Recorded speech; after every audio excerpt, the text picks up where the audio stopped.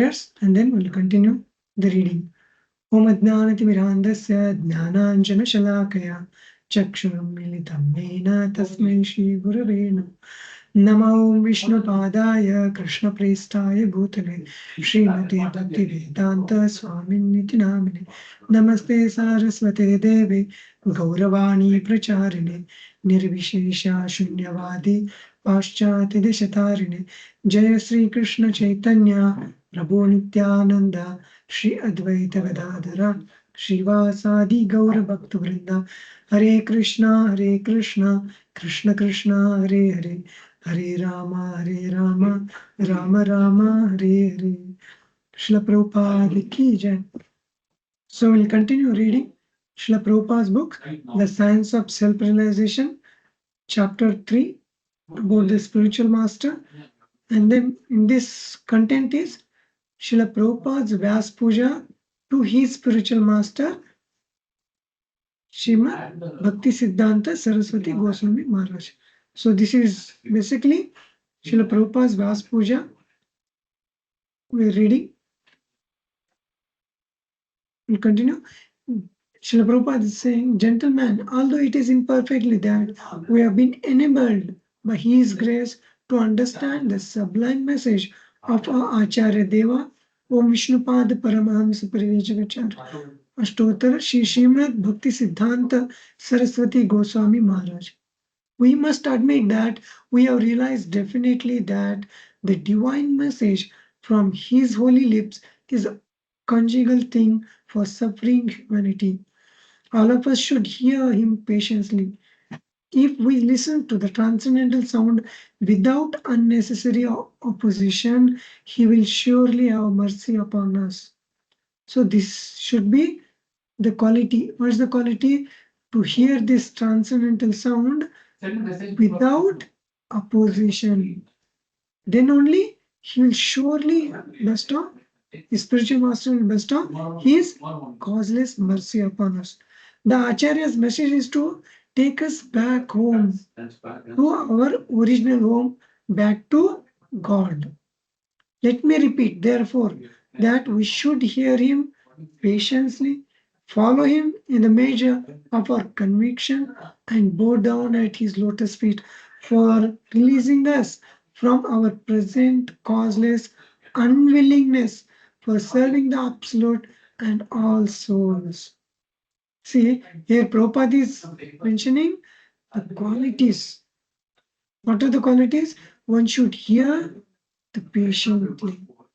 One should follow with firm conviction, firm determination, and one should bow down at the lotus feet of one's spiritual master.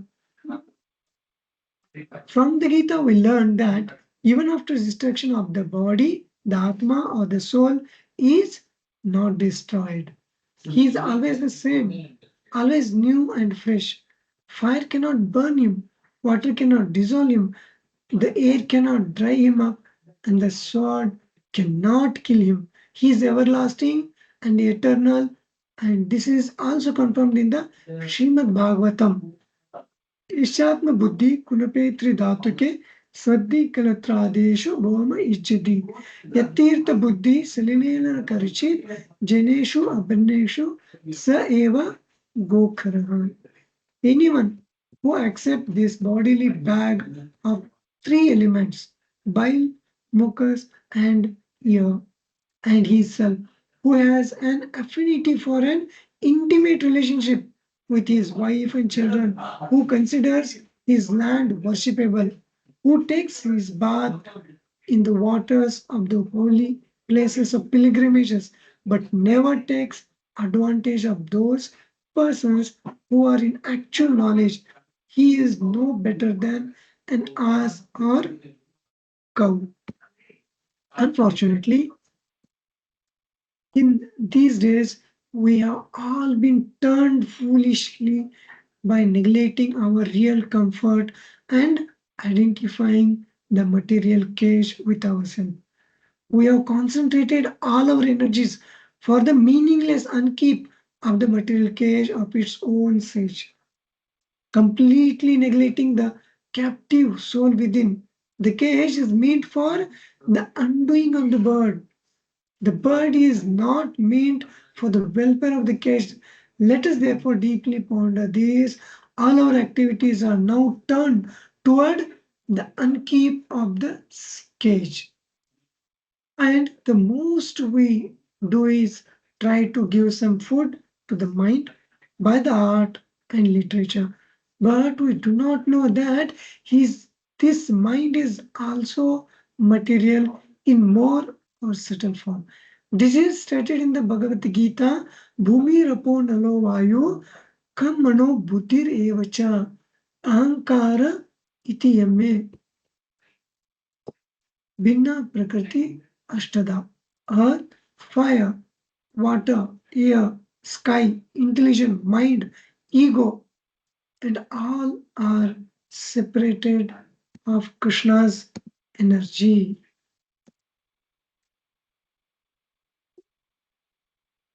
We have tried to give any food to the soul which is distinct from the body and mind. Therefore, we are all committing suicide in the proper sense of the term. The message of the Acharya Deva is to give us a warning to halt such wrong activities. Let us therefore bow down at his lotus feet for the unalloyed mercy and kindness he has bestowed upon us. We should bow down at the lotus feet of spiritual master for bestowing his unalloyed mercy upon us. Do not for a moment think that my Gurudeva wants to put a complete break on the modern civilization, an impossible feat.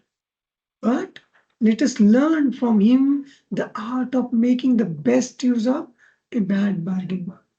And let us understand the importance of this human life, which is fit for the highest development of true consciousness.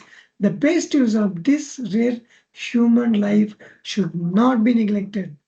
The best use of this rare human form of life should not be neglected. It is stated in the Srimad Bhagavatam, Labdha Sudarlabam Idam Bahusambhavante. Labdha Sudarlabam. It is Durlabam means very rare. But here Sudurlabam it is mentioned. So it is very, very rare. What is that very, very rare? Manushyanam Artadam Anityam Apyadira.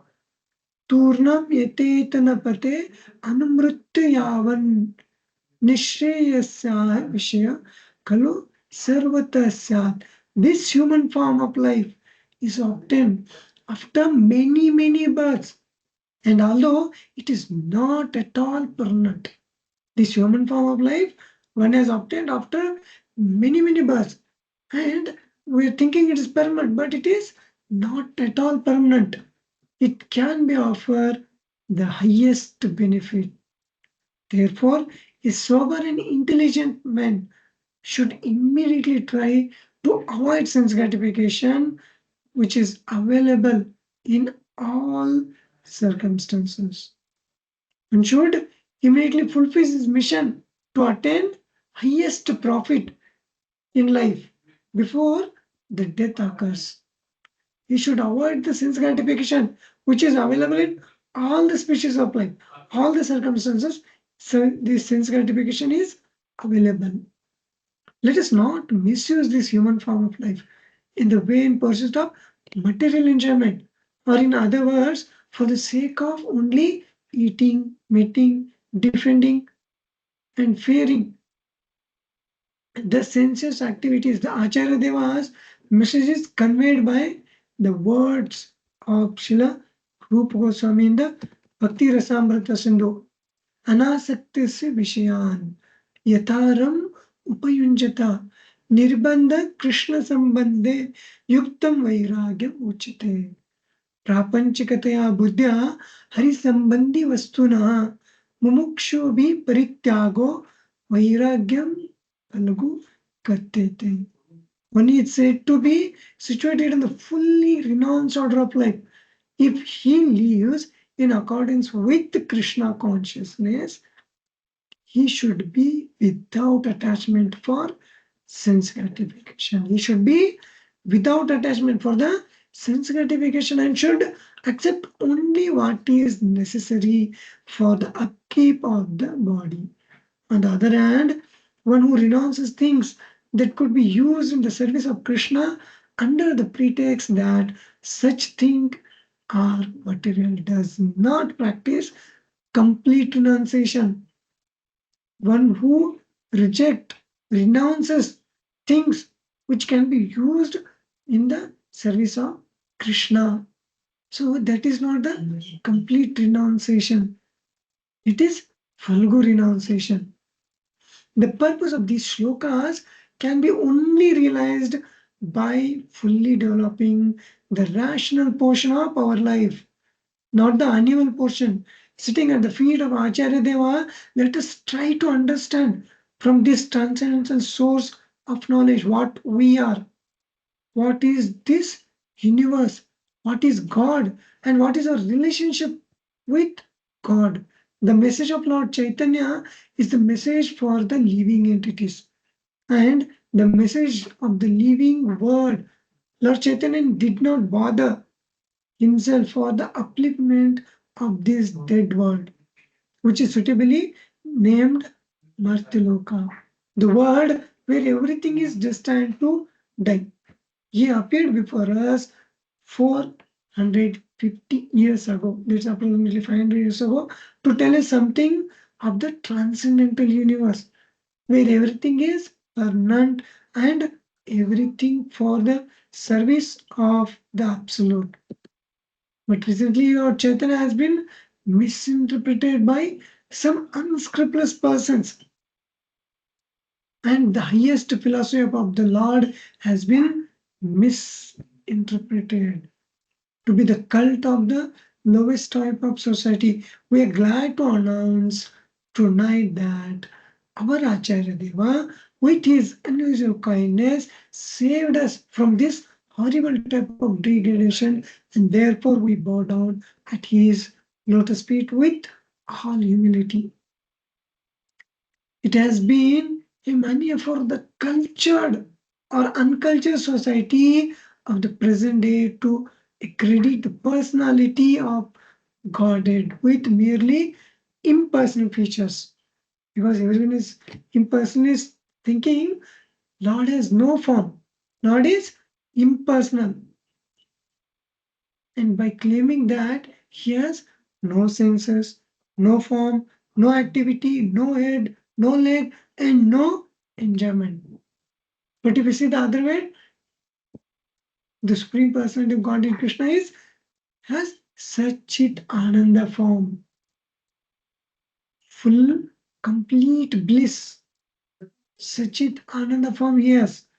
But here the impersonalists, they no say he has no senses, he has no form, he has no legs, and there's no enjoyment.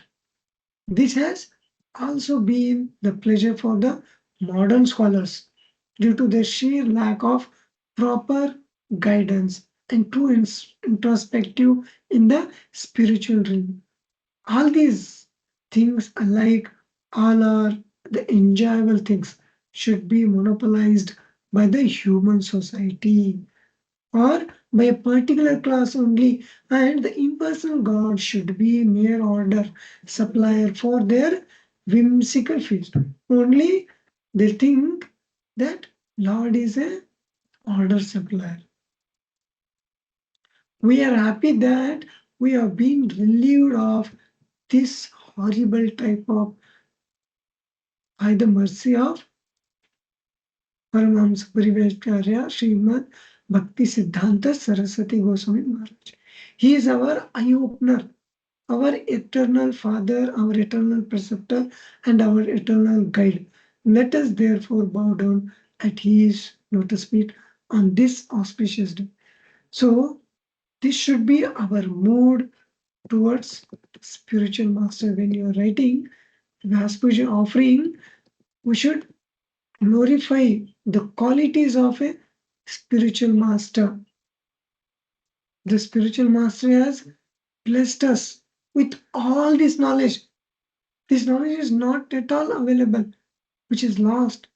And the Gurudeva, spiritual master, in a bona fide disciplic succession, has brought this knowledge.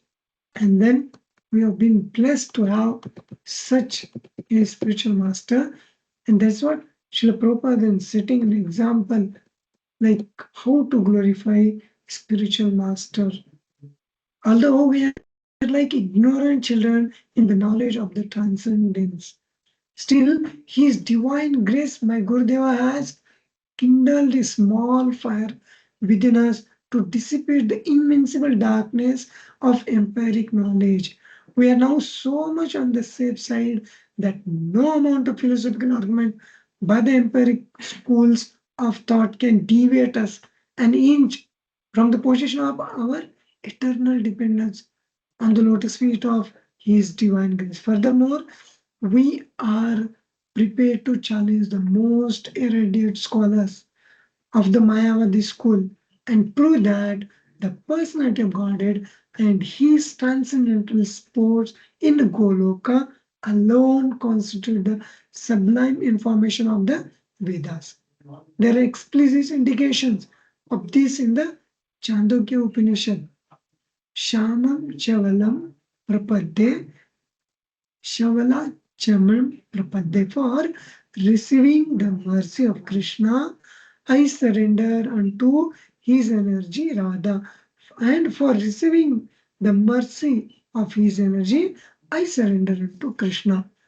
Also in the Rig Veda, Tad, Tad Vishnu Paramam Padam Sada Pashyanti Suryaha Diviva Chakshura Tatam Vishnu Yat Paramam Padam. The lotus feet of Lord Vishnu are the supreme object of all the demigods. These lotus feet of the Lord are the enlightening as the sun in the sky. The plain truth, so vividly explained in the Gita, which is central lesson of the Vedas, is not understood or even suspected by the most powerful scholars of the empiric schools. Herein lies the secret of Sri Vyasa Puja. When we meditate on the transcendental pastime of the Absolute Godhead, we are proud to feel that we are His eternal servitors and we become jubilant and dance with joy. All glory to my divine Master, for it is He who has, out of His unceasing flow of mercy, stirred up within us such movement of eternal existence. Let us bow down unto His lotus feet. Gentlemen, He had not appeared before us to deliver us from the of this gross worldly delusion. Surely we should have remained for lives and ages in this darkness of helpless captivity. We, if Prabhupada's blessings would have not there, then would have remained in this life which is full of darkness in the helpless condition. Had he not appeared before us, we would have not been able to understand the eternal truth of the sublime teachings of Lord Chaitanya.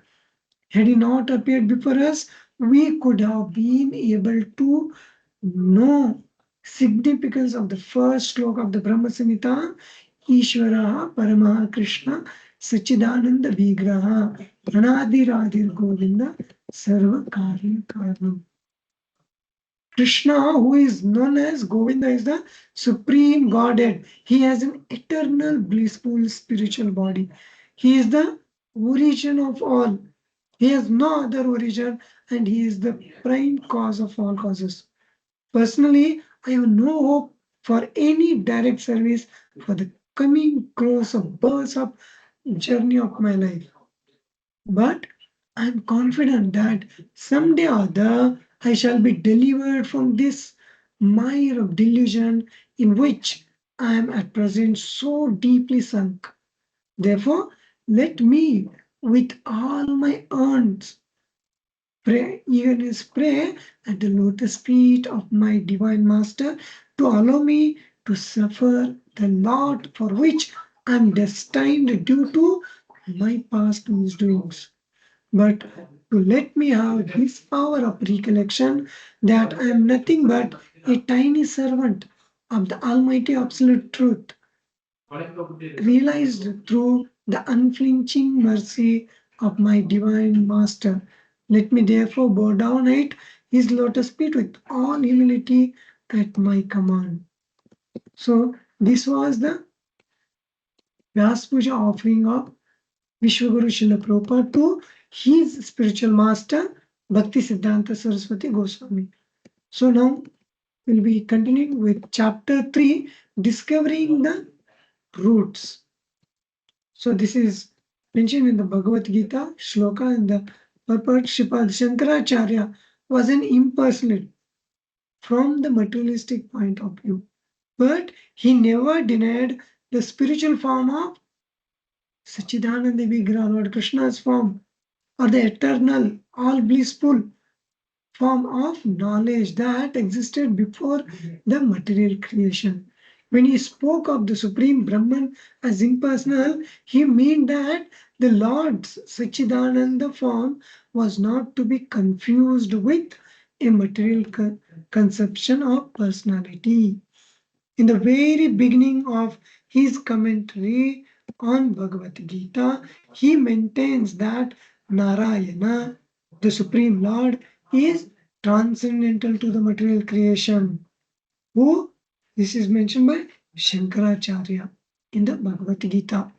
Beginning himself, he mentions that the Supreme Lord is transcendental beyond this material creation. The Lord existed before the creation as the transcendental personality, and he has nothing to do with material personality.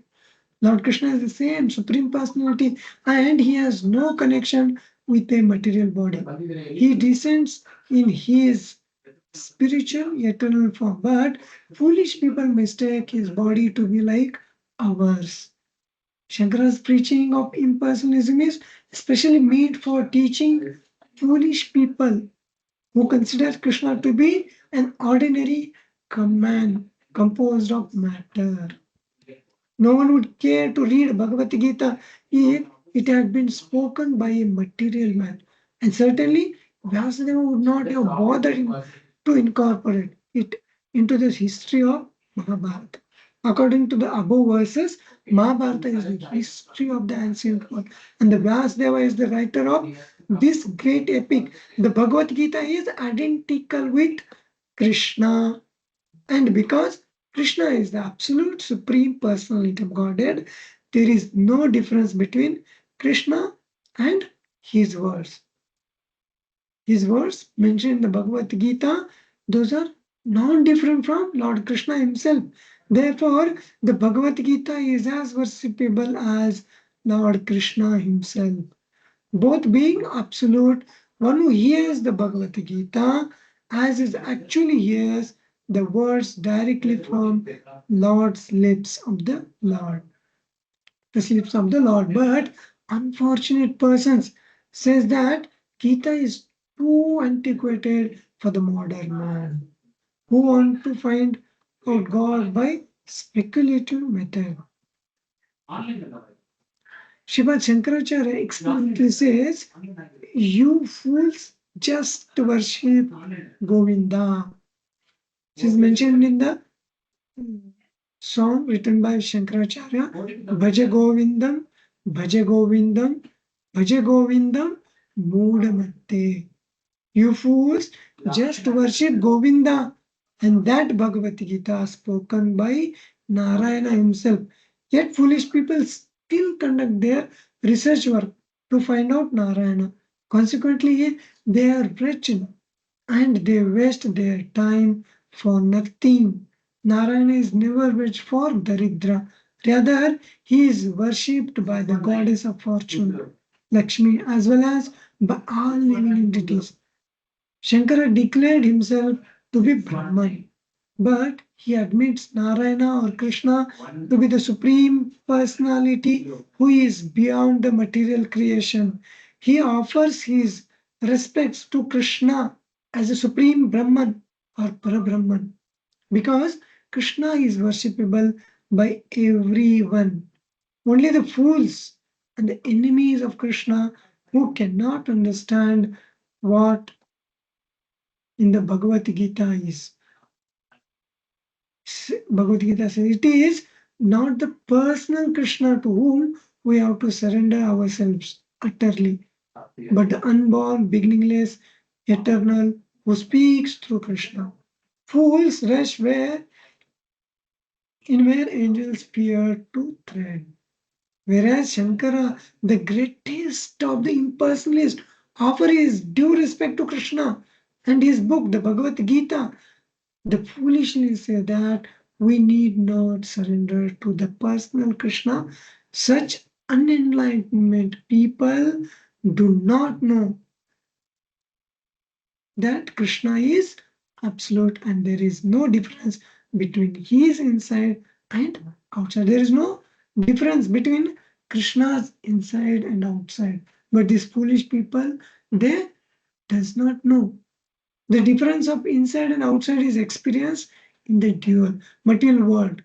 In the absolute world, there is no such difference because in the absolute, everything is spiritual.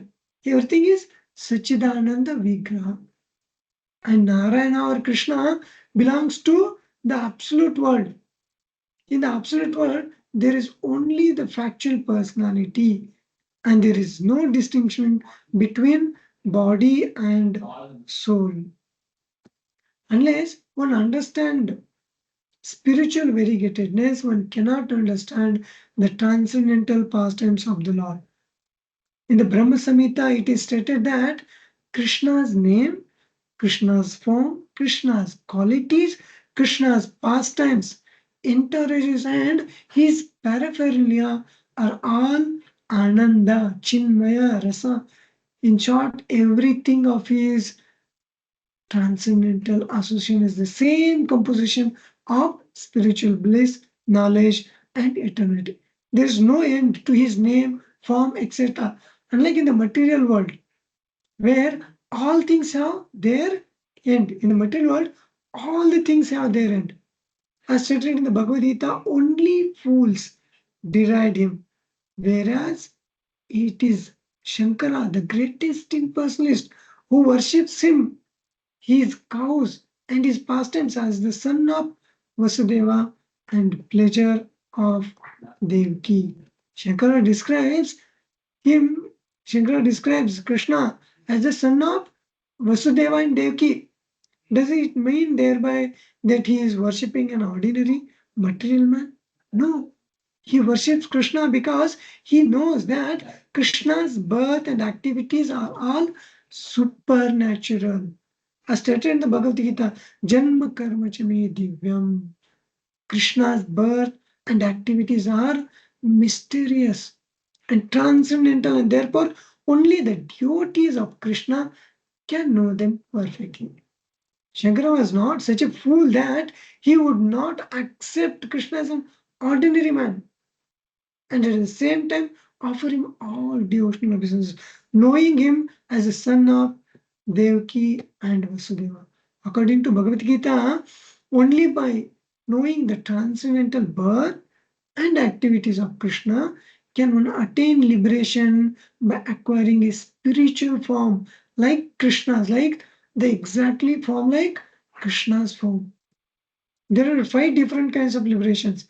One who merges into the spiritual auras of Krishna, known as impersonal Brahman effulgence, does not fully develop his spiritual body in the impersonal Brahman. But one who fully develops his spiritual existence become an associate of Lord Narayana or Krishna in the different spiritual abodes. One who enters into the abode of Narayana develops a spiritual form exactly like Narayana's 400 form. And one who enters into the highest spiritual abode of Krishna, known as Goloka Vrindavan, develops a spiritual form of two hands like the Krishnas. Shankara is an incarnation of Lord Shiva, known as all these spiritual existence, but he did not disclose them to his Then Buddhist followers, because it was impossible for them to know about the spiritual world. Lord Buddha preached that void is the ultimate goal. Lord Buddha preached throughout the world that ultimate goal is void. So how could his followers understand spiritual variegatedness? Therefore, Shankara said, Brahma Satyam Jagan Mithya. Or material variegatedness is false, but spiritual variegatedness is fact. Material variegatedness are false, but spiritual variegatedness are fact, actual. In the Padma Purana, Lord Shiva has admitted that he had to preach the philosophy of Maya or illusion. That is why he appeared as a Shankara in the Kali Yuga as another edition of the wide philosophy of Buddha. He had to do this by the order of Lord, by the order of Lord for some specific reason. He disclosed his real mind, actually disclosed his real mind, however, by recommending that people to worship Lord Krishna. For no one can be saved simply by mental speculations composed of some word jugglery and grammatical manu. No, Shankara instructed what he told. Bhaja Govindam, Bhaja Govindam Moodamate. One, you intellectuals fools, just worship Govinda, just worship Govinda, just worship Govinda. Your grammatical knowledge and word jaggery will not save you at the time of death. No, it will not save you. Foolish followers of the foolish speculators cannot understand the meaning of offering salutations to Lord Krishna, the embodiment of bliss. Shankara himself offered his salutation to Lord Krishna, so that some of his intelligent followers might understand the real fact by the example set by their great master Shankara, the incarnation of Lord Shiva. But there are many obstinate followers of Shankara who refuse to offer salutation to Lord Krishna and instead mislead the innocent people by injecting materialism into the Bhagavad Gita and confusing the innocent people by their commentaries. And consequently, the readers never have the opportunity to become blessed by offering the cause of all causes, who is Lord Krishna. The greatest disservice to humanity is to keep mankind away from this knowledge in the darkness about the science of Krishna consciousness by distorting the sense of Bhagavad Gita. By recitation of the ninth verse of his meditation, quoted from the Srimad Bhagavatam, Shankara has indicated that Lord Krishna is only worshipable by one and all, including himself. He gives hints to materialists, impersonalists, mental speculators, white philosophers, and all the candidates subjected to the punishment of these material miseries. Just offer your salutations to Lord Krishna, who is worshipped by even Lord Brahma, Lord Shiva, Varuna, Indra, and all other demigods. He has not mentioned, however, the name of Vishnu because Vishnu is identical with Krishna. The Vedas and the Upanishads are meant for understanding the process by which one can surrender unto Krishna. The yogis try to see Krishna within themselves by meditation. In other words, it is for all the demigods and the demons who do not know where the ultimate end Shankara teaches. And he especially instruct demons and the fools to offer salutation to Krishna and his words in the Bhagavad Gita by following in his footsteps.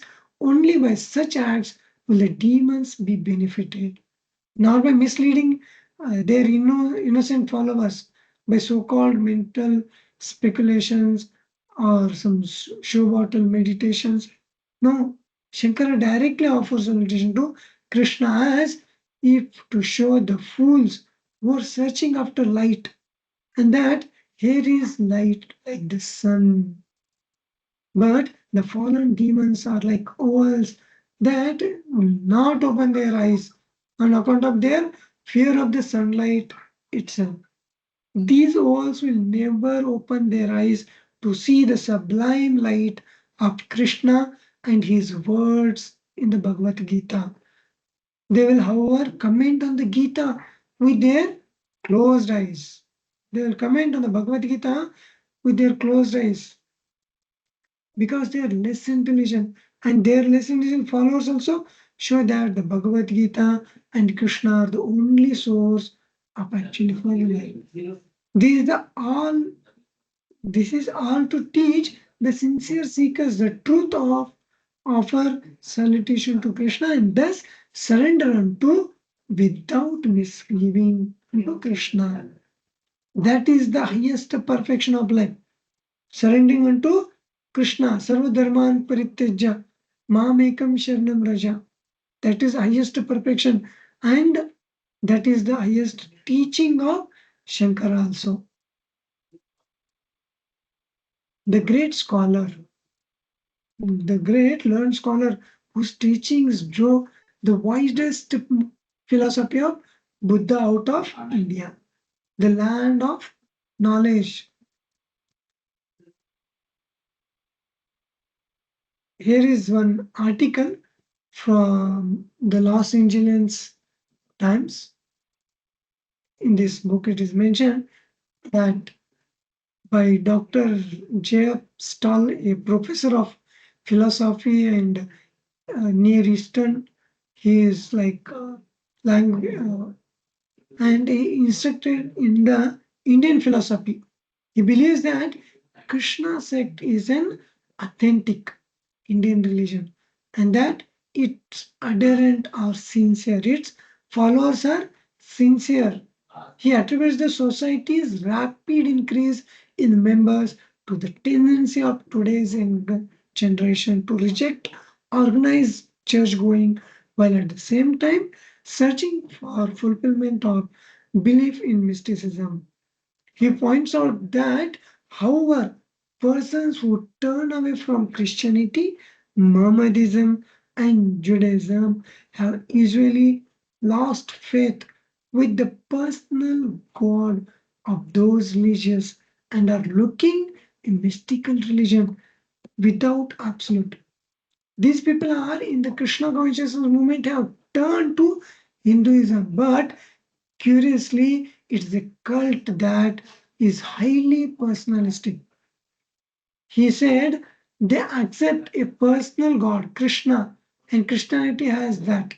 I feel that they have transferred some of their Christian background to a Hindu sect.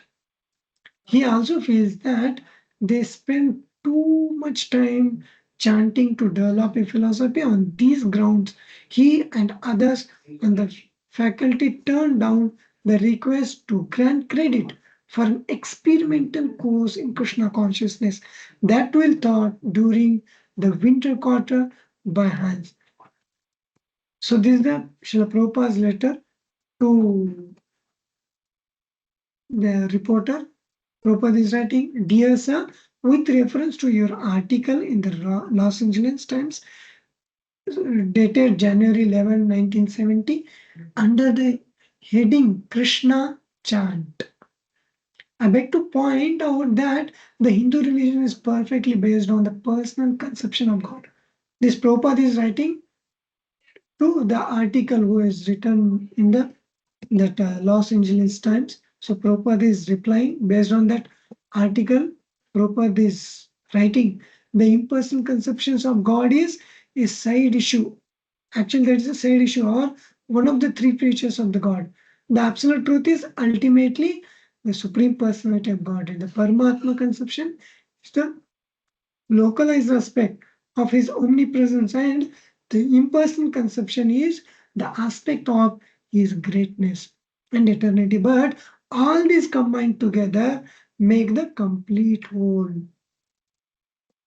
The Dr. Stahl's statement that Krishna cult is a combination of Christian and Hindu religion, as if something manufactured by concoction, is not at all correct.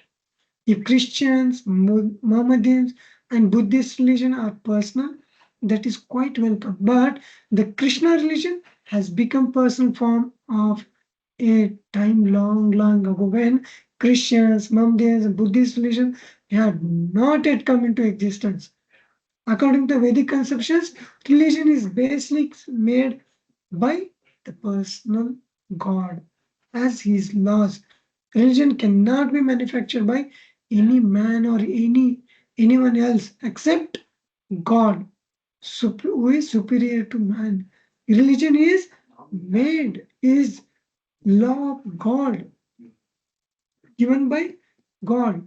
Unfortunately, all the Swamis who come before in this country stress the impersonal aspect of God. Without sufficient knowledge of God's personal aspect, they don't know the God's personal aspect, but they stress on impersonal. God is a impersonal. In the Bhagavad Gita, therefore, it is said that only less intelligent persons consider that God is originally impersonal and they assume a form when he incarnates. The Krishna philosophy, however, based on the authority of the Vedas, is that originally the absolute truth, the supreme personality of Godhead is plenary expansion, is present in everyone's heart as his localized aspect. And the impersonal Brahman reference is the transcendental light and heart distributed heat. The transcendental effulgence heat is distributed everywhere throughout this universe. In the Bhagavad Gita, it is clearly stated that the aim of the Vedic way of searching out the absolute truth is to find out personal God. One who is satisfied only with the other aspect of the absolute truth, namely Paramatma feature or the Brahman feature, is to be considered possessed with the poor fund of knowledge. He is in the poor fund of knowledge. Recently, we have published our Sri Ishopanishad, the Vedic literature, and in this small booklet, we have thoroughly discussed this point. As far as the Hindu religion is concerned, there are millions of Krishna temples in India. And there is not a single Hindu who does not worship Krishna. Therefore, this Krishna consciousness movement is not a concocted idea. We invite all scholars, philosophers, religionists, and members of general public to understand this movement by critical study. And if one does so seriously, one will understand the sublime process of this great movement. The chanting process is also authorized. This matter of constant chanting of the holy name of Krishna is a definite proof of the lack of knowledge in this authorized movement of Krishna consciousness.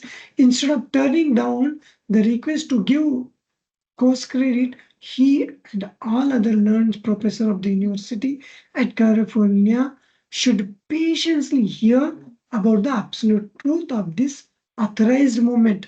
So much needed at present in godless society.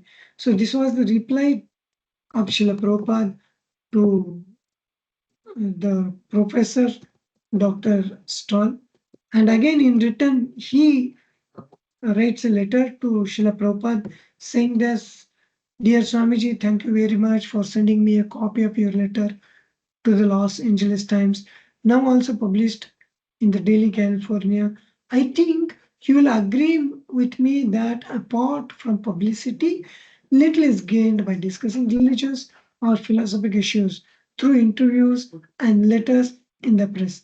But allow me to make two brief observations. These are the observations of Dr. The Professor Dr. Stall. First observation, I know that devotion to Krishna is old and has never been influenced by Christianity or Islam or Judaism. I never referred Buddhism. The difference between the personal and the impersonal are relatively vague. But adopting this distinction of for simplicity, I express surprise at seeing people who have grown up in the Western culture, which stresses the personal, take to an Indian cult, which does the same. I'm less surprised when people who are dissatisfied with the Western and take to an Indian philosophy with which stresses an impersonal absolute. And the second observation is I never expressed nor felt disgust at the chanting of the holy name of Krishna. I'm not only not irritated at it, but I rather like it. But it is a fact that the Bhagavad Gita does not require such constant chanting. The Gita deals with quite different subjects. These are the two observations of Dr. Jeff Stahl, and he is writing to Srila Prabhupada. Again, in return, Srila Prabhupada is writing. We'll end with this letter of Srila Prabhupada. Prabhupada is beautifully uh, replying here. He's here. I think you are very much for the kind letter dated. And last paragraph of your letter, I mentioned that you're not irritated at the chanting of Hare Krishna mantra, like some people get irritated, but rather like it. This has given me very much satisfaction. This has given very much satisfaction to Srila Prabhupada. And Prabhupada is sending one back to God copy of magazine to him, in which you will find that how the students like this chanting of Hare Krishna mantra, although all of them were neophytes, to this cult of chanting, actually, this chanting is very pleasing to the heart and is the best means of infusing spiritual consciousness or Krishna consciousness into the hearts of the people in general. So we'll end there. Today's reading of Srila Prabhupada's book, Vishwaguru Srila Prabhupada Ki Jai. Thank you very much. Hare Krishna.